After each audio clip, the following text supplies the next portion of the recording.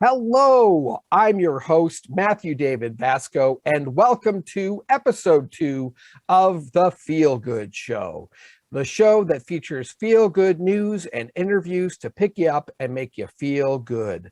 There are lots of wonderful things happening in the world all the time, and we want to share some of them with you. This episode features interviews with romantic comedy writer Elizabeth Hackett, Associate Director of Development for Union Station Homeless Services, Pamela Davis Kuhr, and singer, composer, and music director, Dr. Zanaida Robles. But first, some feel-good news. Our first story comes from Cincinnati, Ohio via happyhealthynews.com. This is Ms. Ebony Johnson and her son. They're excited because they're looking at their new home, which they and Ebony's other children received just in time for this past Christmas. According to the story, they found themselves without a place to live just before the holiday season.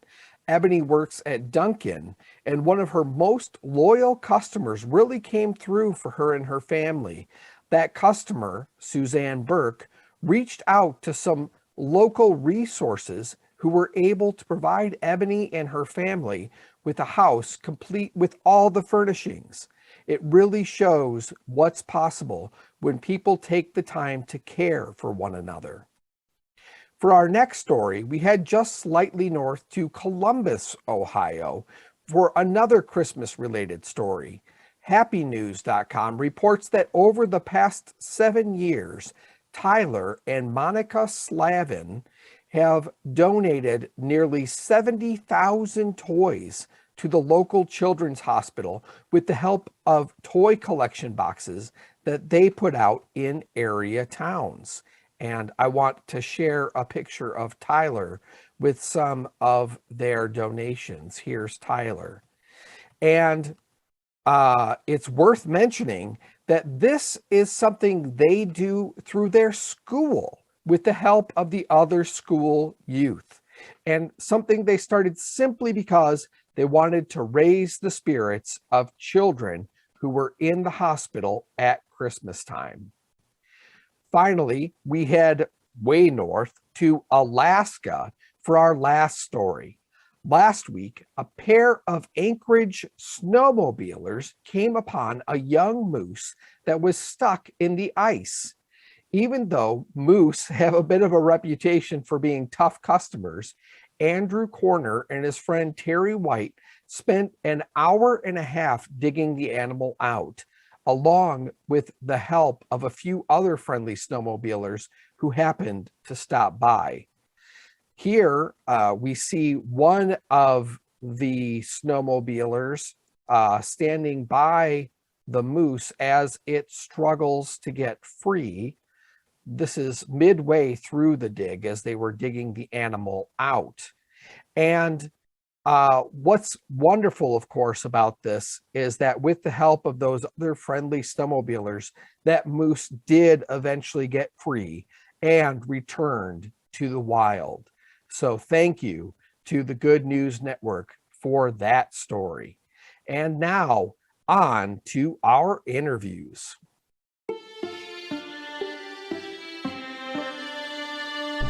I am here with writer Liz Hackett, co-writer of Netflix's Falling in Love and Love Guaranteed. Welcome, Liz. Hello, thank you for having me.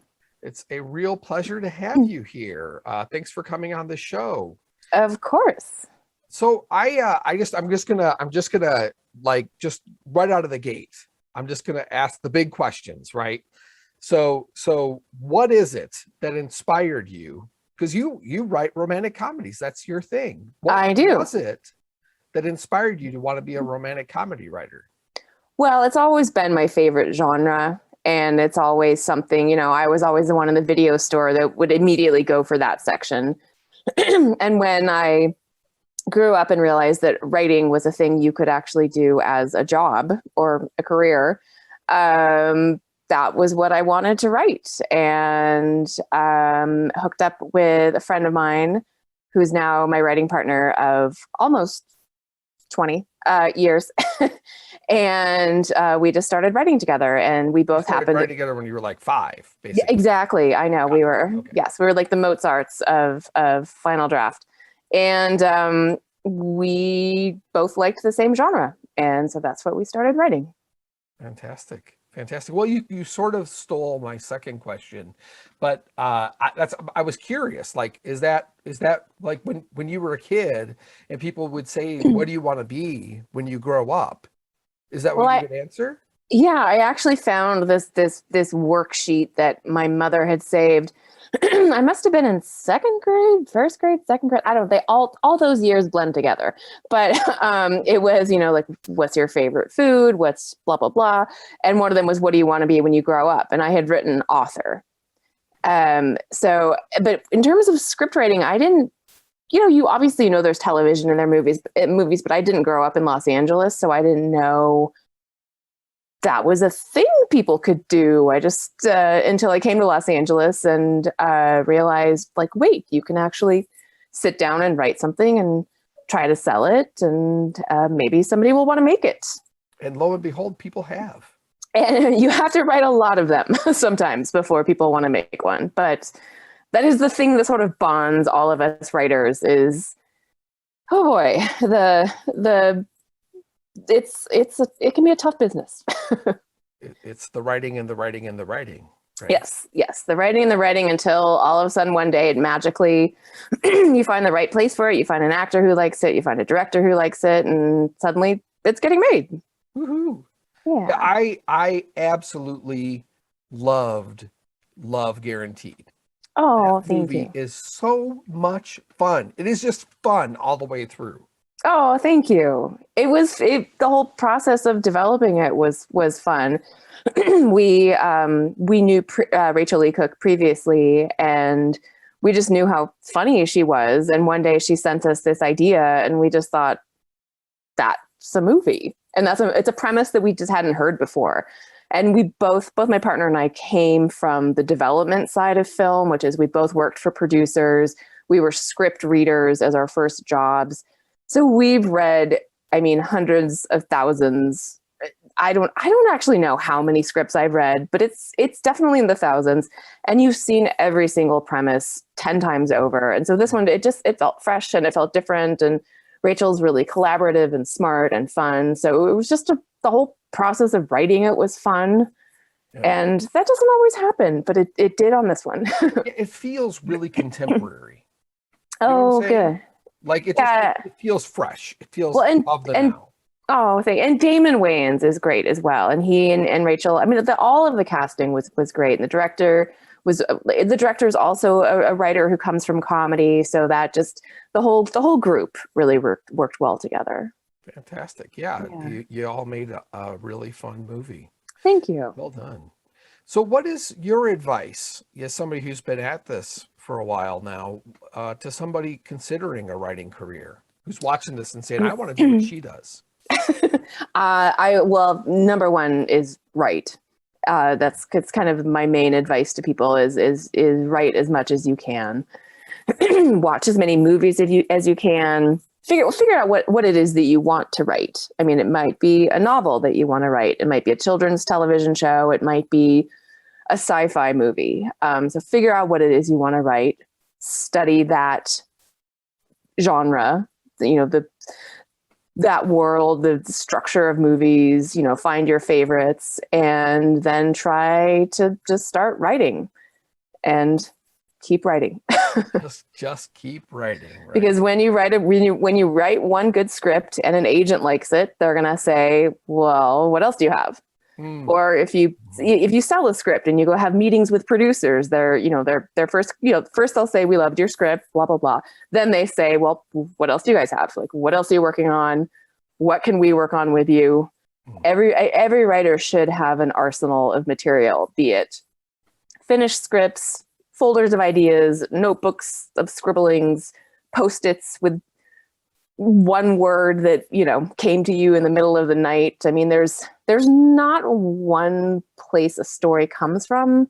Sometimes it's a magazine article you read. Sometimes it's you saw a news story. Someone told you a funny story or it could be a story from your own childhood, or a story from your family, or just a random premise that you think of, and suddenly there's your movie.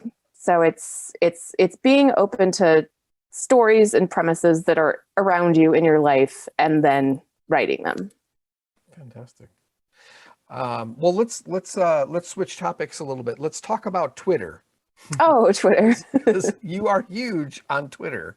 Oh, I checked, you have over 91,000 followers yikes. now. How did that all come about, and has it been beneficial to your writing career? It started about 10 years ago when my manager said writers need to be tweeting. So, and I didn't even really know what it was. I had signed up for it, but then never tweeted. And I just thought it was kind of like Facebook, where people go on and say like, having a great sandwich or whatever. But then I started poking around, and I started finding these comedy Twitter accounts and following them, and then started tweeting little things. And then randomly just people would find you, and some people would retweet you, and then suddenly you start getting more followers and you interact with people. And I mean, I enjoyed it because it reminds me of hanging out with my college comedy troupe, where, you know, there's 10 of us sitting around a table, and, you know, someone says one thing, and the jokes and the riffing like goes all the way around the table, and everyone wants to, and they're all, you know, writers. I mean, the people that I mostly interact with are, you know, writers, comedians, actors, or just some of them are just some woman who lives in Florida and, you know, just has a average day job, but is hilarious on Twitter. You know, there's, and it was just, as a writer, it's just kind of a fun place to go blow off steam. It's almost like playing a video game. And, I like it because I've met a lot of people. I think it's a fun way to play around with your comedy voice or your writer voice, or, you know, I see people create entire personas on there. Sometimes it's a great place to just try out material. I mean, the one downside is you are also supposed to be writing, not putting everything on Twitter. So there are times where you're like, oh, they make a great tweet, but then you're like, no, I should save that because that actually should go in my day job. Yeah. But I think it's, you know, it's as people who like jokes, that's kind of our way of, we're like little teapots. That's how we blow off steam. It's like, if I'm feeling stressed, I go and I read Twitter. I read jokes. I'll write a joke. And that's the thing that kind of, you know, that's my mental glass of wine is going and reading funny people. Okay, Liz, this is it. Time for the big question. Okay. You know, I mean, maybe it's too early to ask, but you are sort of mid-career, you know, so it's probably fair game to start getting into some of these big questions, you know. Yes. So what do you want your legacy to be when it's all said and done? When you hang up your pen at the end of your career, what do you want your legacy to be? Legacy. Well, it's interesting because when I worked in development and was working for producers, whenever you would go interview for a new job with a producer, you know, to be an assistant or a creative executive or development executive, you know, they always obviously ask you, you know, what are your favorite movies? And we all had our lists memorized, you know, The Godfather, Apocalypse Now, you know, like every Rom-coms, both. Exactly. And a friend was in an interview, and the producer, you know, she was going through her, you like, you know, Chariots of Fire and every sort of obvious thing. And the producer stopped her and said, no. What do you watch when you're homesick? And she was like, oh. And she said, The Sound of Music. And I just started thinking about like, what are I mean, they're movies I appreciate, but they're movies where it's like, you want something that makes you feel better when you're homesick. And those are the kind of, that's what I like writing. That's what I like about Twitter, is doing something where it's like, it's just takes you away for a little bit and it's just kind of a light escape because life can be heavy. And so if there's just a little place you can go for a little bit and it's just feels a little better for an hour and a half, that's what I like. I like kind of creating creating that. Yeah, that's a nice legacy. Oh, You know, thank I you. still enjoy The Sound of Music when I'm sick. So I Oh, totally, yeah. Yeah. So when you really, like there's the fancy list and then there's fine. I will admit I saw Bridget Jones in the theater 3 times and I've watched, While You Were Sleeping 40 times and all sorts of things that you probably wouldn't put on your, film critics top 100 list, but are the things that you go to when you just want to feel better. right. That's great. That's a good legacy. By the way, all the movies I mentioned, I would put on my top 100 list. So, And then what should we be watching for from you? What's coming up? we have my writing partner Hillary Gallinoy and I have a movie that we wrote that shot in Australia last year.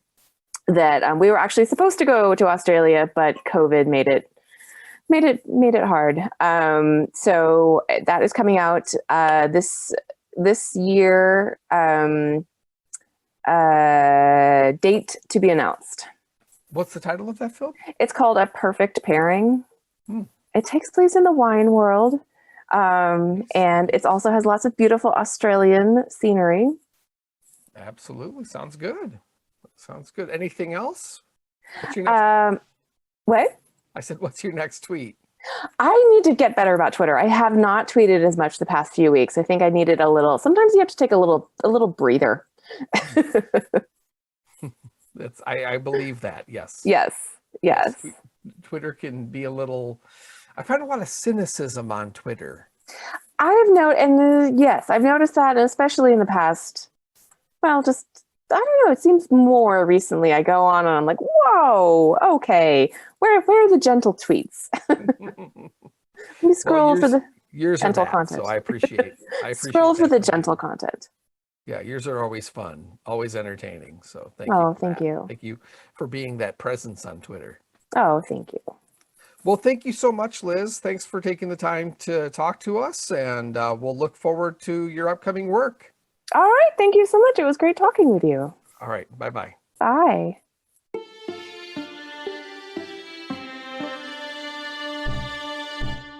Hi, I'm here with Pamela Davis Kuhr. She is the Associate Director of Development for Union Station Homeless Services in Pasadena, California. Welcome, Pam. Thank you. Thank you so much for having me. I'm so honored to be here. Oh gosh. Wow. I've never heard anybody say it was an honor before. So that you just made my day. Thank you. Speaking of honors, I feel like it's an honor getting to interview you because I've long admired the work of Union Station Homeless Services. And I was just curious, what drew you to want to work for them? That's a great question. Because I'm in development, that's a fancy word for fundraising in nonprofits. And so I can fundraise for any nonprofit, but really with Union Station, I was just so impressed with the fact that they have been in service to our neighbors experiencing homelessness since 1973. I mean, they've been around for almost 50 years now. And it started as a church group that got a storefront on Union Street in Pasadena. And they were just giving out coffee and donuts. And they were a cool place to be in the summer and a warm place to be in the winter as it started. And now here we are 49 years later, and we're the lead homeless service provider in the San Gabriel Valley. And to me, that was just amazing. I knew that Union Station was doing something right, and I wanted to be a part of that. We always say that with homelessness, our catchphrase is being part of the solution. And I love now that I've been here for about a year, I'm part of that solution, and that just continues to fulfill me every day. Yeah, that's got to be a great feeling to know that you're making a difference in the world each and every day when you walk into work. That's great. Absolutely. So I know Union Station has a lot going on. What are some of the current projects and programs that they have going? Yes. So you're correct. There's a lot. In addition, to our permanent supportive housing, we have, so permanent supportive housing is where people can live for however long, permanently. And so we have the Adult Center in Pasadena. We have Centennial Place, which is right by City Hall. And those have been around for a while. We also have Marv's Place, which is apartments for families.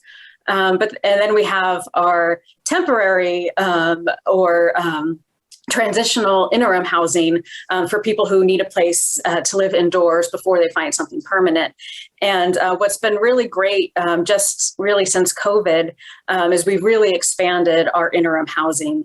And just last year, we were able to, there's a statewide initiative called Project Home Key.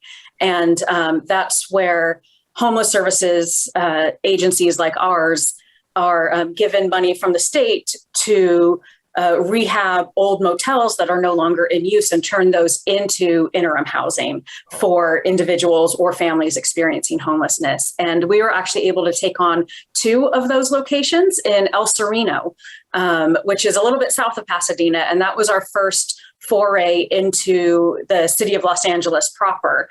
So we took over 2 new housing sites there, and we're able to house over 100 people within those 2 sites. And actually, those people were mostly there was a big encampment on Huntington Drive in El Sereno, and those are the people that we were able to move indoors. So that happened last year, but then this year already, we've already opened our 3rd Project Home Key site, and this one's in El Monte.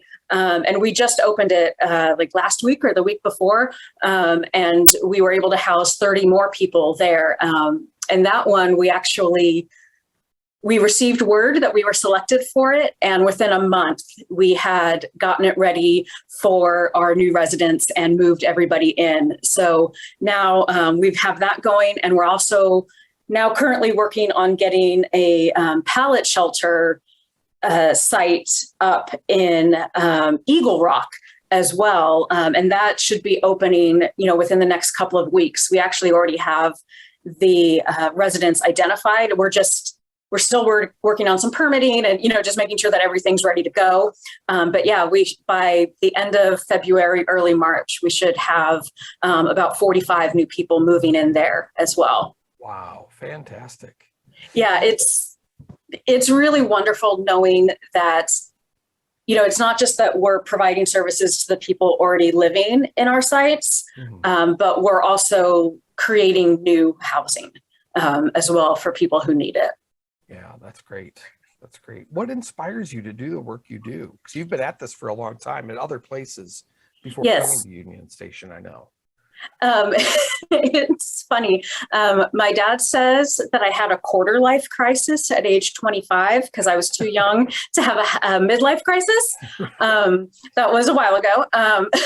But I straight out of college, I was working in marketing for for-profit companies, and I just got to a point where I didn't care if I helped to sell any more electronics. And the only way that I could phrase it was that I wanted to be productive for society. And I didn't really know what that meant at the time, but I knew I just wanted to do something good for others.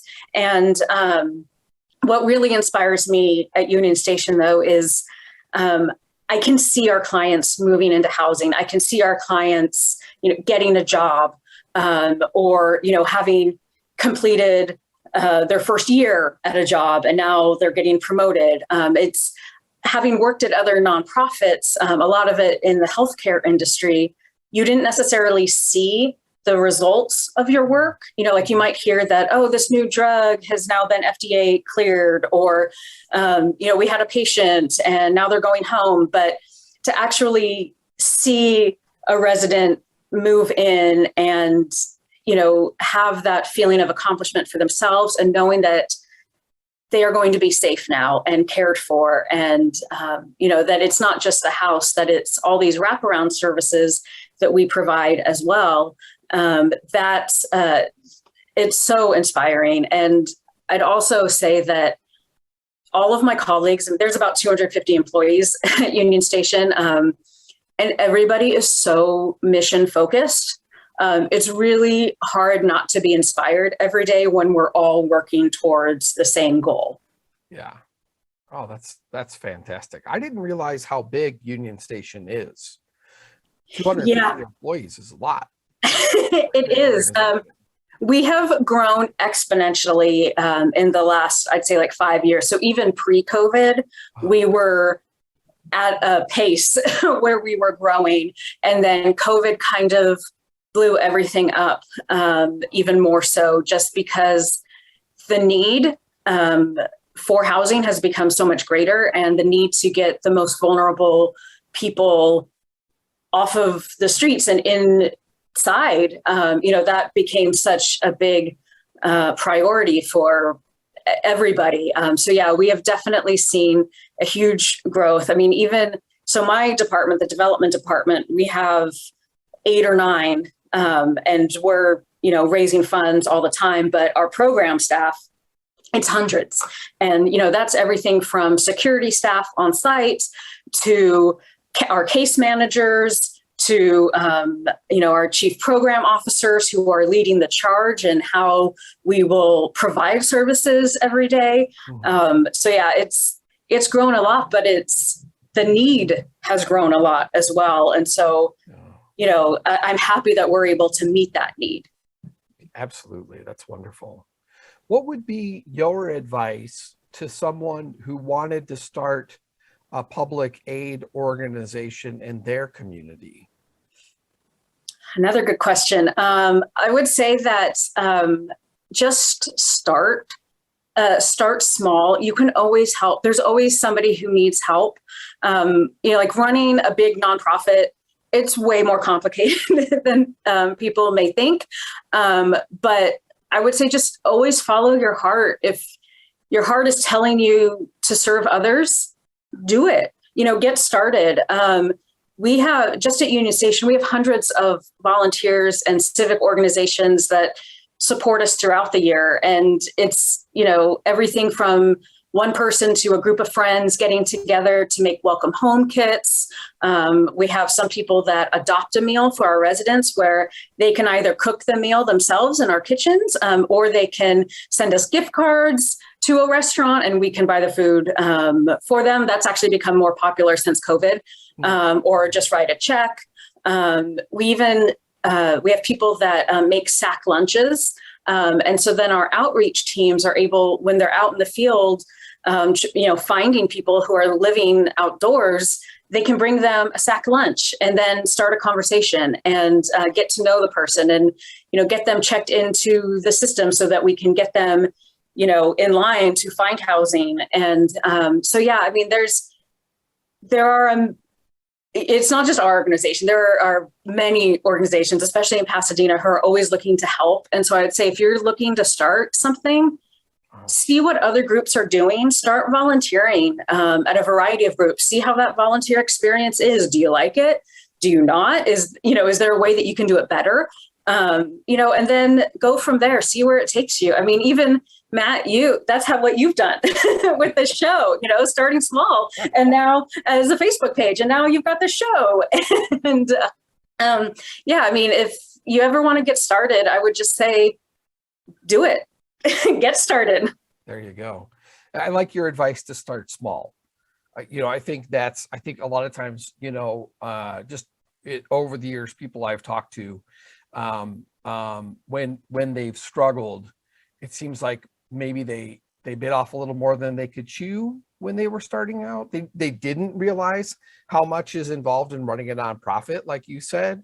Mm-hmm. And then they got into it like, wow, this is a lot. It's like running a business. You're running mm-hmm. a business. You really is. Are. Yeah. So that's very good advice to start small. I like that. And your nonprofit as a small business. It really is. I mean, again, Union Station, we started as a storefront, just handing out donuts and coffee.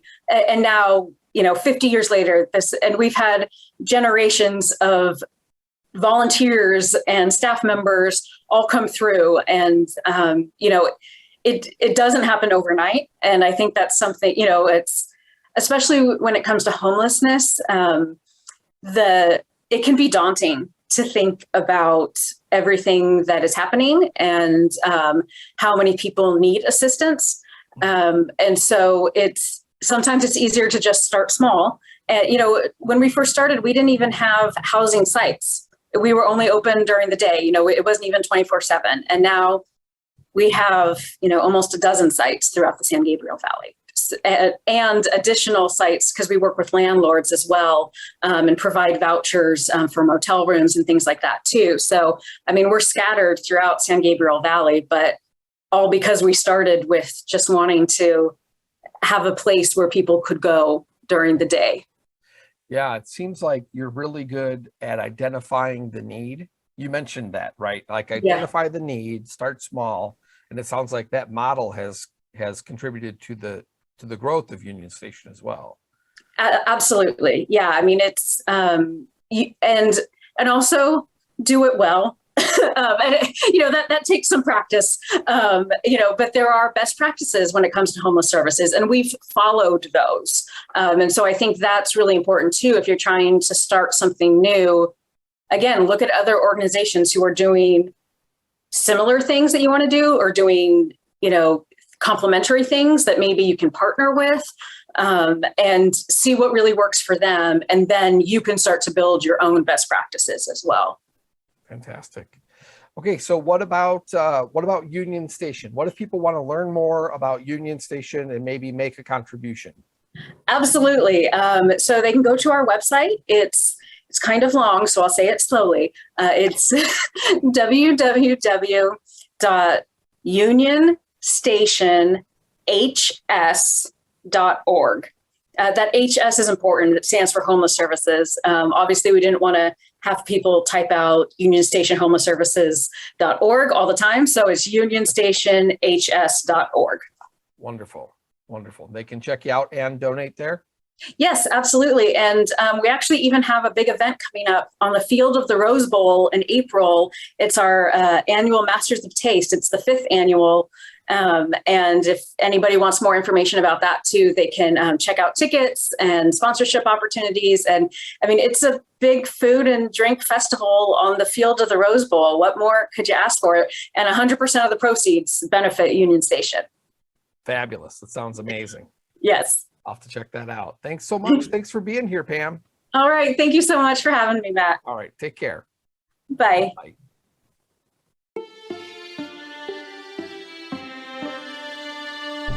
I am here with Dr. Zaneta Robles. She is a singer, composer, and music director based out of Los Angeles. And not only that, but she is a native Angelino. Welcome, Zaneta.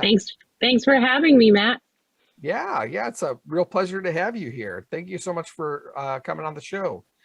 I just think you're so multi-talented. You're a teacher, a music director, a composer, a performer. How do you balance all these passions? And you're good at all of it. How do you do that? Well, as I get older, to be honest, and I don't consider myself old, but it definitely.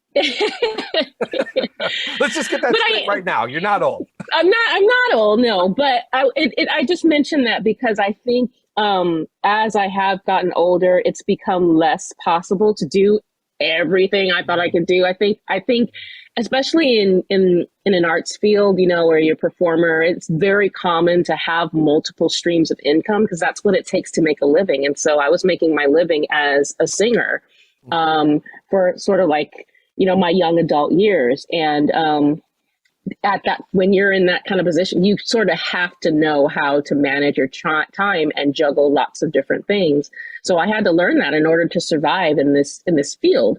And it's very exciting. It's really doable. It's a very rewarding field. But as I got more into directing and teaching and now more composing, you kind of start to have to prioritize. And so I don't do as much of everything as I used to do, and part of that is, for example, with singing, I love to sing at church. It's part of my job. So that works out well. But in terms of, the larger stages where I used to sing with Master Chorale at Disney Hall and the Hollywood Bowl and everything. There's another generation coming up, and I don't have to do everything, so it's okay. Right. I feel very, very happy about what I've done and all that I've gotten to experience as a singer. And now the next generation's kind of coming up, and I can move on to hopefully being a resource for those that are coming up after me. Wonderful. Wonderful. I wanted to kind of focus on the composing a little bit if we could, because it seems like, I follow your monthly emails and things. It seems like you're gaining notoriety all the time as a composer, and your pieces are being performed more and more. Is that kind of the direction you see your career going in now? Do you want to do more composing? Yeah, I think so. It's interesting. You start to think, what's your future going to be? What is retirement going to look like eventually one day, and what can be sustainable. And composing is something that has kind of blossomed in terms of a career path. And right now it's nice to have that kind of parallel, activity happening alongside my teaching and my music directing stuff. And eventually, I would love to make the shift over, once I've had my fill of teaching and music directing, and working for other organizations, it's exciting to think that I could have all this time just to devote to my creative outlet, which is composition. And, it's been really exciting to watch and notice that my compositional voice is valuable and there's a place for it in this world, which I didn't always think was the case. And so I'm really grateful that I'm able to do that in a way that is being well received by those in the choral music community, because I write primarily choral music. And you just had a piece performed by the Los Angeles Master Chorale at Disney Hall, right? That's correct. What was that they did? They performed my setting of the text Veni Sancte Spiritus, which is sort of it's a very exuberant type of text that would normally be sung around in liturgical terms, as part of the liturgical year, be sung around Pentecost, which happens towards the end of May. So the music has a functional purpose, but also it has a purpose beyond just church, music or liturgical usage, because the message is about bringing, inviting that which is holy into our being so that we can experience light.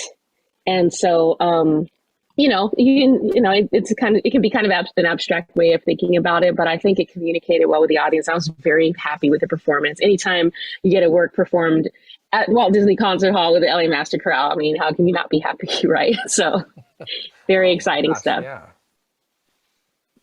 What kind of composer? You said you compose like music for choruses, choral music. Is that primarily your ambition? I think I have been branching out, and I have composed for other mediums as well. I actually have experience. I have a piano background in piano, and so I have some works for piano. I've written some songs, and as I've become more active as a composer, there's more of a demand for more variety of works, variety of voicings. There's different kinds of choirs, and so I can, start to branch out. And then there is demand for instrumental works kind of coming out. If you can write choirs, what do you have in mind for these instruments? And so I think it's fair to say, like, a lot of choral composers just really love writing for the choral medium. And I'm probably going to spend most of my time writing choral music. Like that's my heart and soul, but I can, and I do endeavor to step outside of choral music as well. Do people ever commission you to write works? Is that something that happens? Yes, I know, it's crazy. but yeah, it's exciting, and it's really crazy to think that that someone would. I mean, I guess it's not crazy to think that someone would want to pay you to write a piece of music. I mean, that's how it should work, right? You're a composer. That's essentially how composers make the bulk of their living is through commissions, because you can't really, you never know how well a piece of music that you write on your own is going to sell, you know? So I wrote Veni Sancte Spiritus, for example, for me, you know, it's just an artistic expression that comes out, you know, and hopefully people will like it. But when someone commissions you and says, hey, I want you to write this for me, here is an upfront commission fee, that's a huge blessing and a huge honor. And I'm really pleased to say that's been happening more and more, which is one of the reasons I'm thinking about shifting more towards composition and less in these other directions that I've been kind of going in all my life, because it's becoming lucrative and rewarding. Good. I'm glad to hear it. Where can people find your compositions if they want to check out your music? Yeah, absolutely. So the best place to check my stuff out, if you want a sense of what it sounds like, is on my SoundCloud page. You just look me up. You can do a search. If you go to SoundCloud, if you use SoundCloud, just look up Zaneta Robles, and my things that I've uploaded are there. And then the other thing is you can go to my website, which is just ZanedaRobles.com. And it will direct there. I think there's a link to my SoundCloud on the website, and there are also resources for ordering scores if there are folks that are interested in buying a set of Veni Sancte Spiritus scores, for example, or any other score that you might have an interest in based on what you might hear on my SoundCloud page. So, yeah, I invite all who are interested to check me out. It seems like SoundCloud's the place to go for artists, like musical artists. Well, I'd say SoundCloud is one place, and the other place, you know, honestly, Bandcamp is another one. You know, there may be some folks out there who are aspiring, you know, artists, musicians, and what are some resources. I like SoundCloud because it was really easy for me to access and upload their platform, but they don't have as much. They don't have as many resources for actually like setting up commerce. So I don't sell anything off SoundCloud or, you know, anything like that. It's really just a promotional tool. But Bandcamp is another place where artists can go, and I have lots of colleagues and friends that use Bandcamp to not only share their music, but also to sell their music. So, you know, for those of you out there who are interested in that kind of thing, those two resources, SoundCloud and Bandcamp, are my go-tos for new music. So what would you say to someone who's, say, 15, 16 years old, right? Watching this and thinking, you know, I would love to be a musician, but I just don't see how I can make a living at it. You know, what would your advice be to them? I think school is really important. I got my first job as a music. My first job was a church job. And that was because my sight singing skills were really good. So I read music really well, and I developed that skill in school. And so, and also going forward, I keep experiencing opportunities and, you know, things through my connections that I've made through schools, because in this industry, there's a connection between academia and the professional world. And it's a little weird to navigate, but schools tend to, you know, feed, it's sort of a pipeline to sort of, you know, catapult you into the next level of the career, and can really be a place where you make long lasting relationships and contacts. So I really advocate school. You know, the other thing I would say is, you know, you don't get into this field to make money. Like, that's really important to recognize. You get into this field because you have a passion for it. And if you would do it, whether I always say I would do composition, whether I was good at it or not. You know, I like to think I'm good at it, but even if I have critics or criticisms come towards me, I'm going to do it anyway, because I have to be expressive. That's my human nature, is to be an expressive creature. And if you feel called to be expressive through music, you should do that, because you're going to feel fulfilled. And eventually your voice is going to find a place to be heard in the world, and every voice is valuable. So that's got to be how you prioritize. I think if you want to feel successful and really enjoy being a part of this industry. Yeah. Well said. Well said. Yeah. I mean, I think, I just think it's, you are a wonderful example of someone who's really passionate about what you do. Right. And it just shines through everything you do. I've been really fortunate. And, you know, honestly, I've known that I was musician since I was really young, like 7 years old. I was like, I'm a musician, and I knew I wanted to get a doctor of music degree, when I was really little. Really? Yeah. Oh, Oh, yeah. wow. From the moment I had heard of such a thing, I was like, oh, you can be a doctor of medicine. You can be a doctor of music too. Well, I'm obviously a doctor of music. I just, when I get to school, I'll make sure I get that. So that, because that's, and I think that that's a blessing, honestly. I know that not everybody starts off life with that kind of focus. Yeah. So I've always kind of had that, but you don't have to have that in order to be successful and fulfilled in life. It's just, I acknowledge that blessing in my life, and I'm trying to do my best with it, and so far it's worked out. So did you go straight through school then? Did you go all the way through to doctorate? Not quite. I took a detour after my master's degree to teach and have some kids.